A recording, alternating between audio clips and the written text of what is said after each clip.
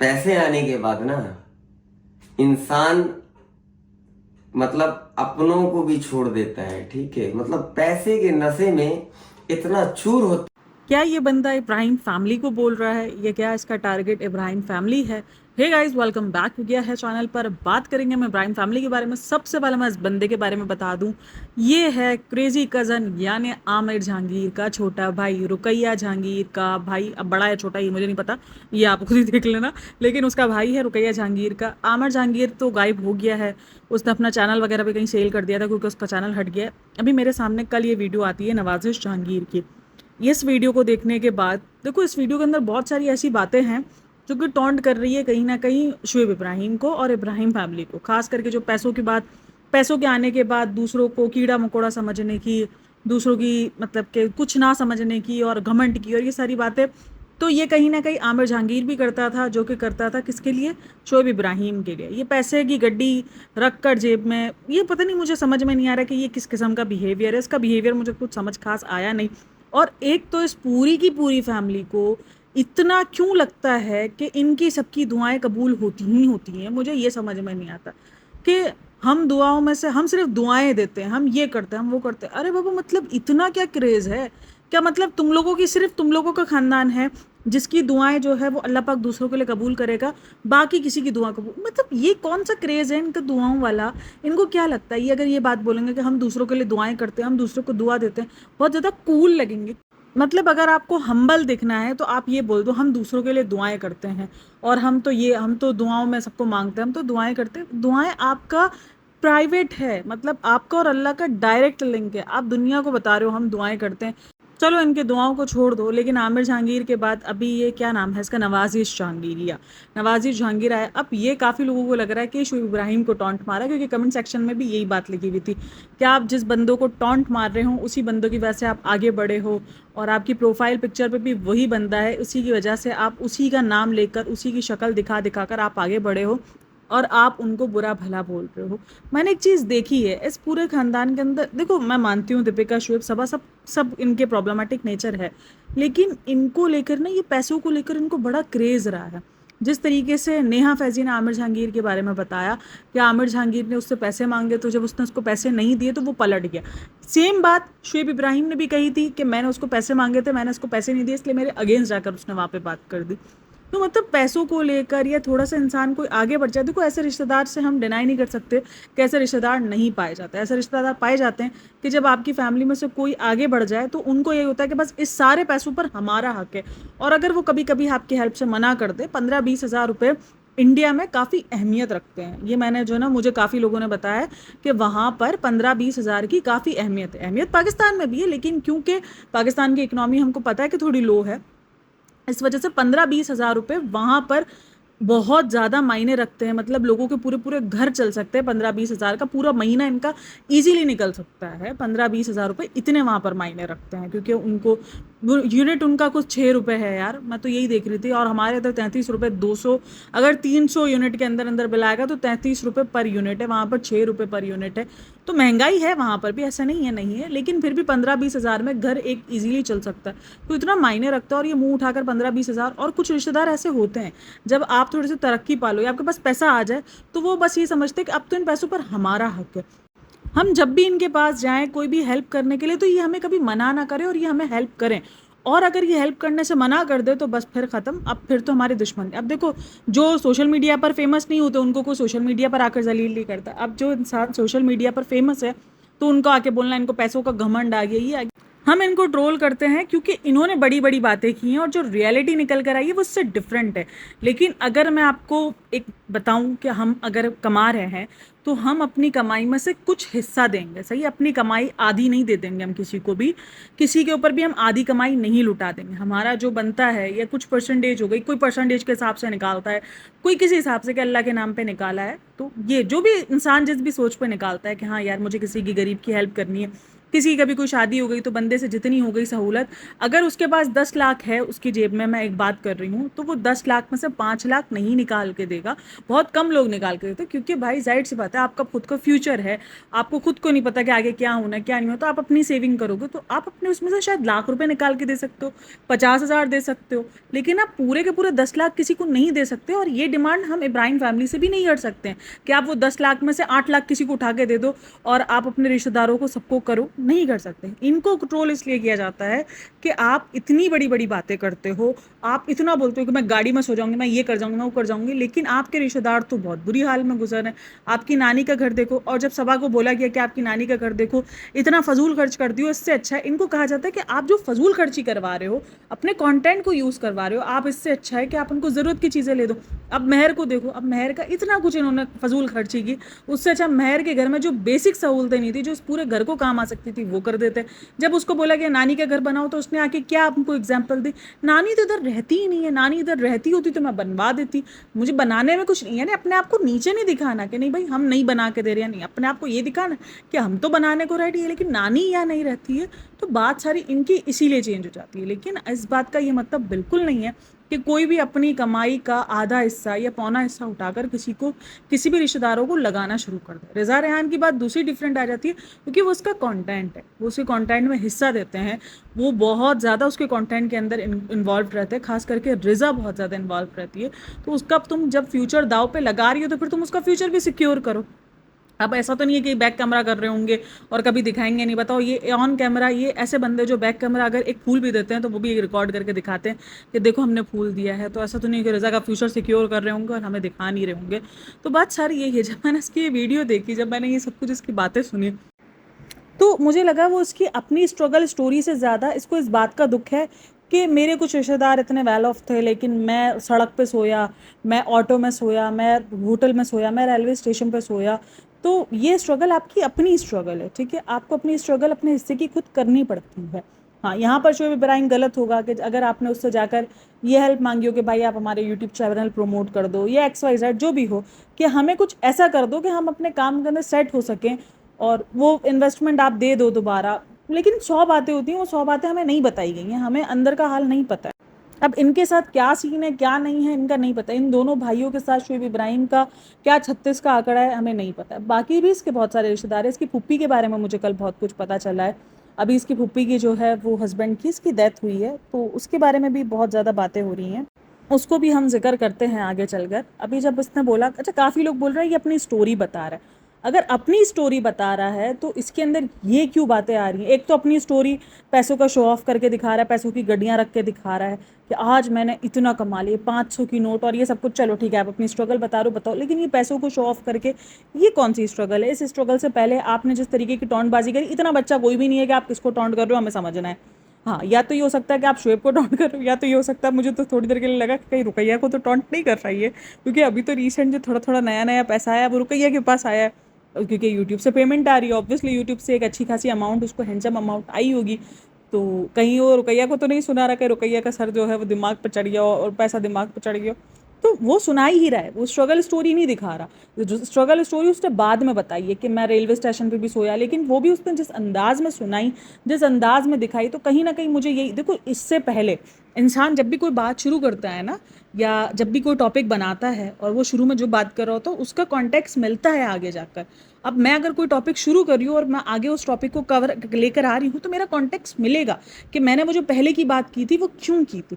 अब सोचो, ये पहले की स्ट्रगल बता रहा है, अपनी स्ट्रगल से पहले ये बता रहा है कि पैसा दिमाग पर चढ़ जाता है, लोगों के पास पैसा आ जाए तो घमंडी हो जाती है, और फिर इसके बाद अपनी स्ट्रगल बता रहा है। तो उसका मतलब क्या है?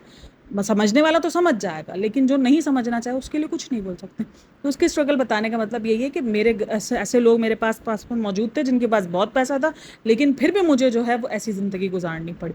कहीं ना कहीं कहानी यही है घूम फिर कर। और अगर आपने स्ट्रगल की है तो अच्छी बात है। मैं तो यही बोलती हूँ कि अगर कोई आपको उस टाइम पर सपोर्ट नहीं करता, अगर आप किसी के पास सपोर्ट के लिए गए और वो आपको सपोर्ट नहीं करता, आप अपनी स्ट्रगल खुद करते हो, तो आप एक सेल्फ मेड बंदे बनते हो। आपको पता है कि कोई कल को आपको आपके ये नहीं बोलेगा कि मुझे इसने उठाया या मैंने तुम्हें इस मकाम पर पहुंचाया या तुम आज मेरे इस मकाम पर मेरी वजह से हो। तो सेल्फ मेड बनना कोई बुरी बात नहीं है। और 1,500 सब्सक्राइबर में इस बंदे का घमंड नीचे नहीं आ रहा है। मतलब इनको खानदानी ये बोल रहा है कि पैसा आने के बाद लोगों का घमंड आ जाता है। भाई घमंड तो आपके अंदर भी दिख रहा है, तो क्या आपको भी ये जो 4 गाड़ियां आपके हाथ में आ गई तो आपका भी घमंड आसमान पे चढ़ गया? वहां पर ये बोलता है मुझे जो बोलता है बुरा बोलता रहे, मुझे कोई फर्क नहीं पड़ता। मतलब क्या है ये, किस किस्म का है? और देखो, एक होता है कि आपके एक्सप्रेशन दिख रहे हैं। अब मेरा फेसलेस है, मेरे एक्सप्रेशन कैसे होते हैं वो आप लोगों को नहीं दिखते हैं, सही है ना? जब मेरे एक्सप्रेशन आपको दिखने शुरू हो जाएंगे तो मुझे एक्सप्रेशन पे भी जज किया जाएगा, मुझे देखा जाएगा कि मैं किस वे में बोल रही हूँ, मैं किस तरीके से बात कर रही हूँ, मैं किस तरीके से नहीं कर रही। तो वो आपके एक्सप्रेशन उस चीज़ को नहीं दिखा रहे थे कि आप अपने तरक्की की कोई स्टोरी बता रहे हो, या आप अपने आप को एक तरीके से ना कि आपको अपने ऊपर प्राउड फीलिंग है ना, घमंड दिख रहा है। घमंड में और अपना फ़ख्र में बहुत फ़र्क होता है, बहुत ज़्यादा फ़र्क होता है। घमंड आपका अलग ही लेवल का दिखता है। आपको अपने ऊपर फ़ख्र होना चाहिए कि आप सेल्फ मेड हो, आप खुद बने हो ना। मुझे कोई फ़र्क नहीं पड़ता, मेरे बारे में जो बुरा बोलता है बोले। अरे अच्छा, फिर आखिर तक आते आते मुझे लगा शायद इसने अपने भाई के लिए वीडियो बनाई है। मेरे को समझ नहीं आ रही थी, इसमें जर्नी बता रहा है, दोस्तों को सुना रहा है, भाई को सुना रहा है, बहन को सुना रहा है कि शोएब इब्राहिम को सुना रहा है, बट सुना किसी को रहा है? कमेंट सेक्शन के अंदर एक तो ये लिखा हुआ था कि इसकी सभा से शादी नहीं हुई, तो इसीलिए ये इस तरीके से जेलस है और ये इब्राहिम फैमिली के पीछे। मुझे ये समझ में नहीं आ रहा, कभी कुछ बोला जाता है, कभी कुछ बोला जाता है। ये क्या सच्चाई है, क्या हकीकत है कि सबा इब्राहिम से शादी करने के इतने उम्मीदवार क्यों थे? कभी बोला जाता है शोएब इब्राहिम से रुकैया जहांगीर को शादी करनी थी, इसलिए रुकैया जहांगीर इस तरीके से बिहेव करती है। पर अजीब ही हाल है, पता नहीं क्या सच अब क्या झूठ, लेकिन ये सब कुछ चल ही रहा है और मुसलसल चल ही रहा है। तो ये एक वीडियो मेरे सामने आई थी जिसको देखकर मुझे थोड़ी देर के लिए लगा कि वो सच्चाई सामने ला रहा है, लेकिन आखिर तक आते आते मुझे मुझे सच में यही लगा था कि शायद वो अभी शोएब इब्राहिम के लिए और उनके लिए उसने वीडियो बनाई हुई है। बट आखिर तक आते आते खुद प्रॉब्लमेटिक दिखना शुरू हो गया। मुझे लगा यार ये क्या बोल रहे हैं। एंड में आते थे बोलता है मैं हलाल काम करता हूँ, हराम काम नहीं करता, ये नहीं करता। ठीक है, आप अपनी स्टोरी बता रहे हो, आप लोगों को मोटिवेट कर रहे हो, अगर आप ये पैसा दिखाकर, और अगर आप मोटिवेशन दे रहे थे, चलो ठीक है कि भाई सेल्फ मेड बनो, मैंने भी ऑटो चलाया, ड्राइवर चलाया, कैब चलाई है, मैंने हर एक चीज़ की है, और उसके बाद अब अपना बिजनेस जो भी है आपका, तो वो आप दिखाओ करो। एक मोटिवेशनल वीडियो एक अलग वे में बनती है, सही है। ये जिस तरीके की आपने वीडियो बनाई है उससे देख के तो यही लग रहा है कि आपने किसी के मुंह पे उठाकर जो है ना वो वीडियो मारी है। ये मोटिवेशनल वीडियो नहीं लग रहा, इससे कोई मोटिवेट नहीं हो रहा। इससे ये पता चल रहा है कि जब आपके हालात बुरे थे तो आपकी किसी ने हेल्प नहीं की, इसके बाद आपने ये काम किया, तो ये कोई कहानी बिल्डअप हुई भी थी। खैर ठीक है, आपने मेहनत की होगी, मैं बिल्कुल नहीं कह रही कि आपने मेहनत नहीं की है। उसके बाद इसने कहा कि मैं कहीं पुलिस में नहीं चला गया, मैं जेल में। अब देखो, जेल में तो वो नहीं गया है कभी भी शोएब इब्राहिम, तो हो सकता है कि फिर वो अपने भाई को बोल रहा हो, क्योंकि आमिर जहांगीर गायब है, कहा जाता है कि वो दुबई ट्रांसफ़र हो गया, दुबई शिफ्ट हो गया। और मैंने आज तक रुकैया के भी व्लॉग में आमिर जहांगीर का जिक्र नहीं सुना है। तो मुझे नहीं पता कि क्यों नहीं है, क्या है, कहाँ गायब हो गया है, क्योंकि उसका कहना ये है कि मैं कुछ ऐसा काम नहीं करता, उल्टा काम नहीं करता जिसकी वजह से मुझे जेल जाना पड़े। और उसने 2 वर्ड्स भी ऐसे लिए जो मैं यहाँ पे नहीं ले सकती हूँ, तो उसका भी नाम लिया है कि मैं ये सेल नहीं करता, तो जिसकी वजह से मुझे जो है वो जेल जाना पड़े। तो अब पता नहीं क्या सच क्या झूठ। तो ये वीडियो सामने आई थी तो मैंने कहा ज़रा बताऊं कि ये बंदा भी अब आ गया है लाइन में। देखते हैं धीरे धीरे वो क्या किस किस्म की बातें करता है। उसकी पुरानी वीडियोज़ भी थी, बट वो देखने की मेरे को हिम्मत बिल्कुल नहीं हुई। मैंने कहा ये वीडियो फेंक फेंक के मार रहा है, मैं कैसे देखूँ? एक वक्त में एक ही वीडियो देख सकती हूँ। और अच्छा, पूरा का पूरा जो स्टाइल है वो आमिर जहांगीर वाला ही है। आमिर जहांगीर का पूरा कॉपी किया हुआ है। क्रेजी कज़न का जो ना, मुझे ऐसा लगा था जैसे डुप्लीकेट बैठा हुआ है, बस थोड़ी सी मूछें बढ़ गई है, बाकी शक्ल भी इसकी बहुत मिलती है। तो आप लोग मुझे लाजमी बताना। अब चलो जी, बात करते हैं थोड़ी सी दीपिका के व्लॉग के बारे में। दीपिका के व्लॉग में वही दोबारा नौटंकी स्टार्ट हो गई है कि पापा जो है वो काउंटडाउन कर रहे हैं। मुझे एक समझ में नहीं आता, पापा के साथ मैंने हमेशा कहा है कि उसके जो फादर हैं वो ना अब इतना ज़्यादा इमोशनली नहीं समझ पाते हैं, वो चीज़ों को नहीं समझ पाते जहाँ तक मुझे दिखता है। काफ़ी लोग कहते हैं कि नहीं, इस बीमारी के बाद भी लोग बहुत कुछ समझ पाते हैं। हर बीमारी हर इंसान को अलग तरीके से एक्ट करती है। और फिर इन लोगों ने जिस तरीके के बाद, इस बीमारी के बाद जिस तरीके का इनको घर के अंदर बिल्कुल बाउंड कर दिया है, ये अपने ही लोगों में घुलते मिलते नहीं है, इनको बिल्कुल एक कमरे तक सीमित कर दिया है। ये थोड़ा बहुत चक्कर लगाएंगे फिर ये एक कमरे में चले आएंगे। इनकी हेल्थ के लिए देखो शुरू तक ठीक था, शुरू में उनको अकेला रहना अच्छी बात थी, उनको उस टाइम पर सुकून चाहिए था, हर एक चीज़ थी। अब अगर आप देखो तो वो सुकून उनके लिए जहमत बन चुका है। एक अकेले कमरे के अंदर, वो भी इस एज में रहना जहाँ पर आपको सौ सोचें आती है। आपको नहीं पता आप कितना कुछ सोच रहे हो, तो आपका माइंड कितना ज़्यादा इस एज के अंदर आपको अपने पार्टनर की बहुत ज़्यादा ज़रूरत होती है, और आपको उसी पार्टनर से छीन लिया गया है। अब ये बातें काफ़ी लोग कहते हैं कि ये बातें जो इनके मौदा में हैं वहाँ पर ये बात होती है कि इनको अपने गुनाहों की सज़ा ही मिल रही है, ये अपना कर्मा भुगत रहे हैं। इन्होंने जो अपनी माँ के साथ किया वो यही भुगत रहे हैं। हो सकता है ये बहुत अच्छे वे में भुगत रहे हैं, लेकिन भुगत रहे हैं। अब कर्मे को भी अच्छे वे में भुगता रहे, पता नहीं क्या कुछ बोलते रहते हैं। लेकिन अगर देखा जाए तो वो बहुत अकेले रहते हैं, बहुत ज़्यादा।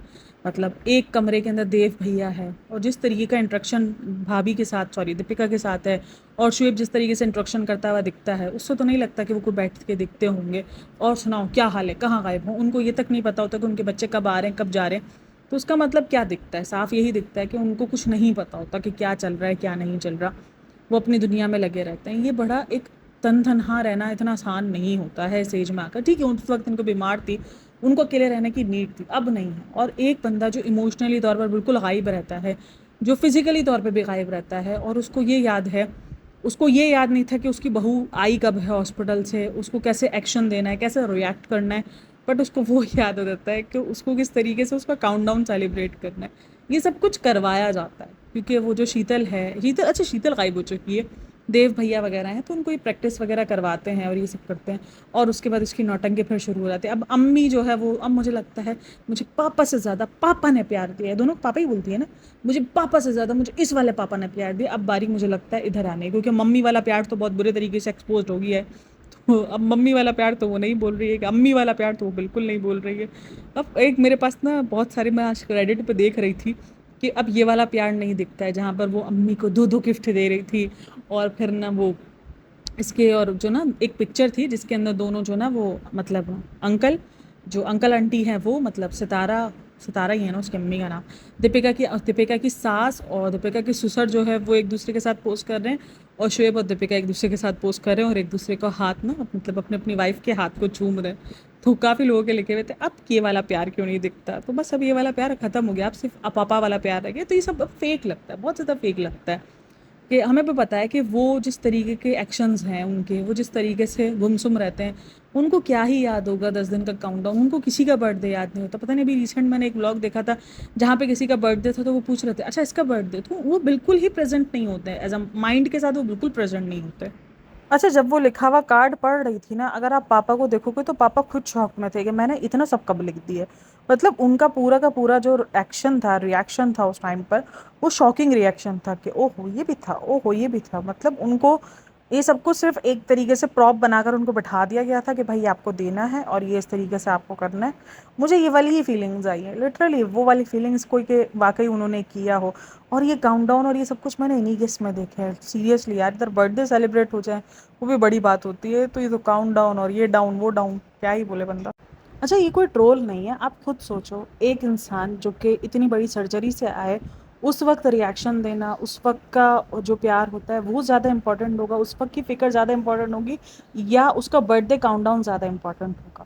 जिस तरीके से दीपिका जब वापस आई और जिस तरीके से सबके रिएक्शंस थे, वो वाकई हैरत वाले थे ना, कि किसी किस्म का, जब उनके घर में ये सिचुएशन चल रही थी, जब बहू जो है आईसीयू में थी और ये सारे ईद मना रहे थे, ये सारे अपने घर के अंदर खुशियां मना रहे थे, तो उस टाइम पर बंदा परेशान होता कि ये मुझे रिश्तों की इक्वेशन समझ ही नहीं आती। देखो, आप किसी को किसी के खुशी में ना देखो, ना पूछो, शायद वो भूल जाएगा, लेकिन आप किसी के दुख में अगर इस तरीके से बिहेव कर रहे हो तो आपके रिश्ते पे सवाल उठते हैं। जब दीपिका इस कंडीशन में थी, मतलब इतना ज़्यादा दिखा दिए दीपिका कि मेरे इन लॉज, ये मेरे इन लॉज वो, और अगर हम सब ने देखा है कि उस दिन बैठ के सबके सब जो है वो आईपीएल एंजॉय कर रहे थे, तो फिर जब उन्हें आपकी इस बीमारी में अंदाज़ा नहीं है कि उनको कैसे रिएक्ट करना है, तो उनको इस चीज़ का कैसे अंदाज़ा हो सकता है कि उनको काउंट डाउन करना है। आप ये बताओ, आप सच बताओ ना अपनी ऑडियंस को कि भाई उनको सब कुछ समझाया, देव भैया उनको समझाते रहते, देव भैया उनके लिए सब कुछ करते हैं ताकि इनकी एक्टिविटी रहे। फिर इसमें इतनी नौटंकी की जो है वो पापा ने विश किया। पापा को खुद को अपना होश होता नहीं है पापा को,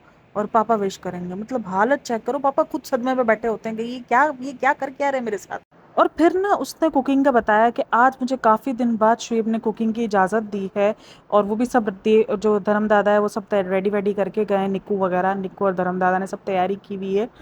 तो ये सारी बातें उसने बताई, और कुकिंग का उसने बताया।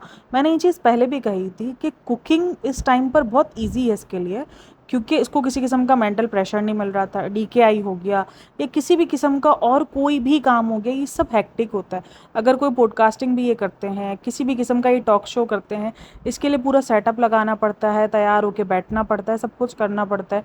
एक हेक्टिक शेड्यूल होता है। अब मानो या ना मानो भाई, उसके अंदर आपको अपना टाइम बहुत ज़्यादा देना होता है, और स्पेसिफिक टाइम देना होता है। आप जो भी मेहमान बुला रहे हो या जिस भी किस्म का शो कर रहे हो, आप उसको बीच में स्किप कर करके नहीं कर सकते। आपको 2-3 घंटे मुसलसल निकालने होते हैं, कभी कभी तो 3-4 घंटे भी लग जाते हैं, फिर उसके बाद एडिटिंग, फिर बहुत सारी चीज़ें होती हैं। तो इतना आसान कुछ भी नहीं है। रही बात डीकेआई, तो डीकेआई के बाद जितना मेंटल प्रेशर उसको मिलता है, जो उस बार भी इसकी हालत हुई थी, क्योंकि इतना ज़्यादा, सिर्फ ये नहीं कि पॉडकास्टर बात कर रहे होते हैं, ऑडियंस का भी जो रिएक्शन होता है वो बहुत भयंकर किस्म का होता है डीकेआई की कलेक्शन देखने के बाद।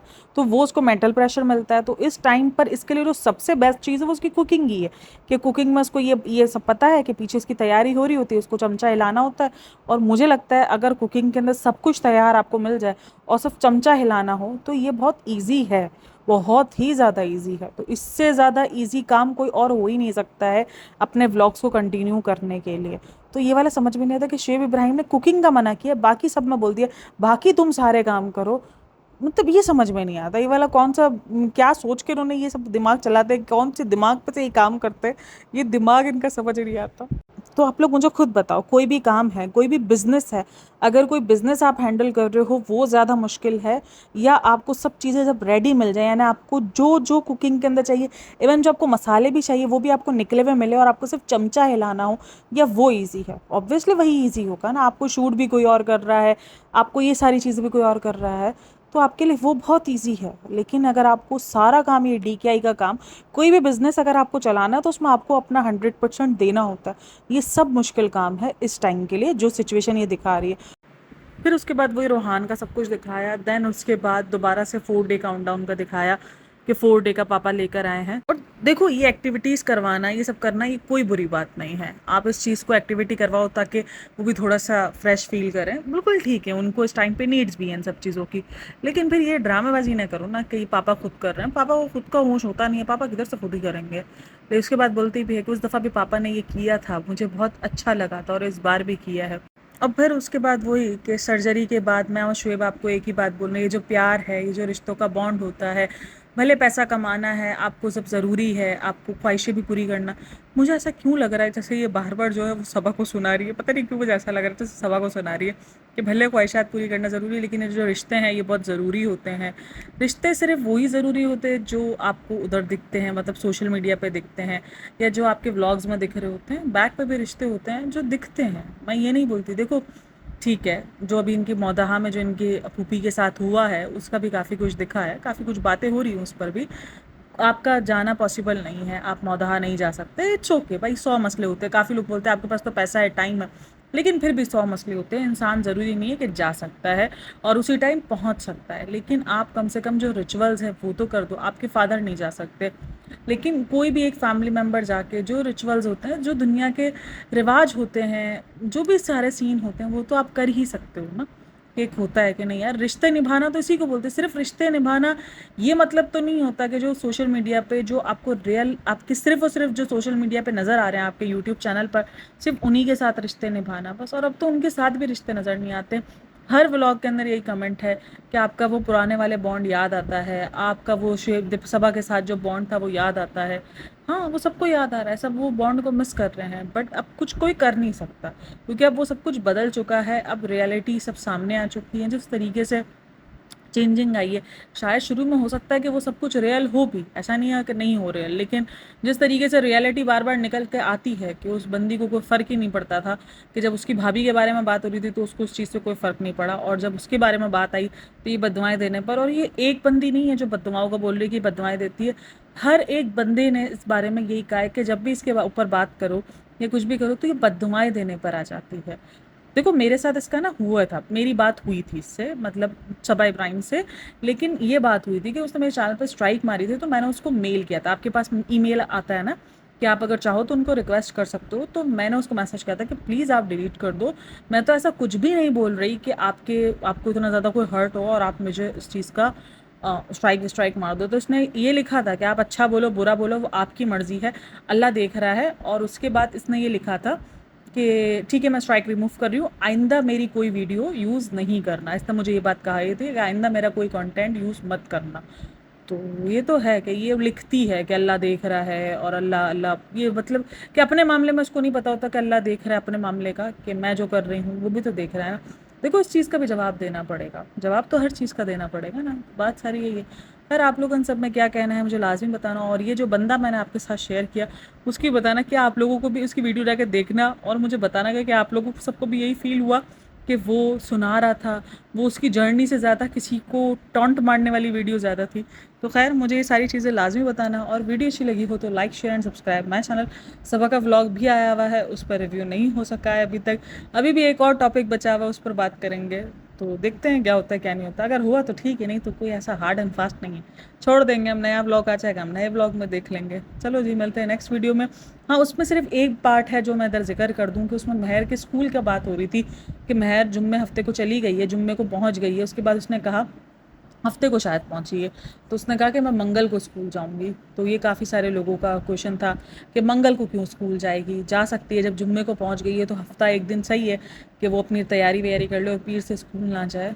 तो मुझे नहीं लगता, जो अब हालात हो गए हैं ना, जिस तरीके से वो बच्ची पहले ना मोटिवेट थी अपने बाप के लिए, अब वो मोटिवेट नहीं होगी। देखो सबा से इसका कोई खूनी रिश्ता मतलब कोई दिली रिश्ता नहीं लगता, बस ठीक है आई उसने रही और निकल गई, वो थोड़ी देर के लिए उसका खुमार सर पे रहेगा क्योंकि उसको वो सारी चीज़ें दे रही थी जो उसके पास ज़िंदगी में अवेलेबल नहीं थी। जब वो दोबारा बैक टू द नॉर्मल ज़िंदगी चली जाएगी, उसको वही सारी चीज़ें देखनी पड़ेंगी, फेस करनी पड़ेंगी, तो उसका खुमार उतर जाएगा। तो उसकी ज़िंदगी में जो एक मेन मोटिवेशन था शुरू दिन से, वो उसके पापा थे कि मुझे पापा के लिए डॉक्टर बनना है, मुझे पापा के लिए ये करना है, तो अब वो नहीं दिखता है। अच्छा रिसेंट दिनों ना मैं कुछ चैनल्स देख रही हूँ जो पॉडकास्टर्स के अगेंस्ट वीडियो बना रहे हैं कि इनको पड़ी है, महर की ये पड़ी है, वो पड़ी है। मैं बोलती हूँ ठीक है आप अगेंस्ट वीडियो बनाओ, आपको नहीं पसंद आ रही पॉडकास्टिंग लोगों की, मत अच्छा मेरे ऊपर नहीं बनाई है, मैं अपने लिए नहीं बोल रही हूँ, जिन दूसरे लोगों पर बनाई है, नेहा पर बनाई है, कॉफ़ी पर बना रही है, बिल्कुल आप करो। आपको अगर उनकी लैंग्वेज नहीं पसंद, उनके कोई वॉइस नहीं पसंद, या उनकी किसी भी किस्म की आपको कोई बात नहीं पसंद, लेकिन कम से कम आप किसी को देखो तो सही सही तरीके से। आपको क्या नहीं दिखता कि बच्चे किस तरीके से यूज़ हो रहे हैं, रिज़ा का पूरा करियर ख़राब कर दिया गया, उसका कॉलेज वो आना आती है ना जाती है, ये कह के हर बार आप लोग पल्ला झाड़ लेते हो कि 24 घंटे की व्लॉगिंग तो नहीं होती ना, लेकिन 24 घंटे में भी जो ये व्लॉगिंग 24 मिनट की दिखा रही है, उसके अंदर बहुत कुछ दिख रहा है कि वो बच्ची जो है पूरा दिन काम कर रही है, पूरा दिन संभाल रही है, रात को 3-3 4-4 बजे तक जाग रही है बच्ची। देखो कॉलेज जाने वाले बच्चे होते हैं, उनको भी नींद चाहिए होती है, पूरा दिन काम करना, संभालना उस बच्चे को, तो आसान काम तो नहीं है। जो चीज़ दिख रही है उस पर बात तो करो, ये तो हम पल्ला नहीं झाड़ सकते। फिर तो हम ये भी बोल सकते हैं कि हो सकता है व्लॉग में इतनी अच्छी सभा बनती हो, बैक पर वो ऐसी हो, तो ये भी बोल सकते हो। तो बैक पे तो दोनों चीज़ें हो सकती हैं। ज़रूरी है कि आप जो है वो बैक पर अपनी मर्जी का ही सोचो। मुझे उनसे ये थोड़ा सा सोच कर हो रहा है, मेरा बड़ा दिल भी करता है कि मैं कभी कमेंट लिखूँ कि ठीक है आपको वो अच्छे लगते हैं, आप बोलते हो कि चलो हम इनके पॉजिटिव साइड दिखते हैं और पॉजिटिव साइड दिखाते हैं, बिल्कुल दिखाओ पॉजिटिव साइड, लेकिन जहाँ वो गलत है कम से कम गलत को गलत तो बोलना सीखो कि वो गलत भी है। वो काफ़ी जगह पर कोई इंसान टोटली सही नहीं है और कोई इंसान टोटली रॉन्ग नहीं है, सीधी सिंपल सी बात यही है। तो आप कम से कम एक जेन्युइन चीज़ तो दो। आप रिव्यू कर रहे हो लेकिन आप अदर पॉडकास्टर्स को झूठा और बदतमीज़ और कह रहे हो, तो वहाँ पर आप उनको बहुत ज़्यादा सेंसिबल और समझदार और दिखा रहे हो, तो जो व्लॉग के अंदर है ही नहीं, दिख ही नहीं रहा, आप कैसे बोल सकते हो? आपको क्या नज़र नहीं आता कि वो अपने रिलेटिव्स को किस तरीके से यूज़ कर रही होती है, वो अपने रिलेटिव्स को आगे नहीं बढ़ा रही है? क्या ये चीज़ मायने खेज नहीं है? क्या ये चीज़ क्वेश्चन मार्क नहीं है?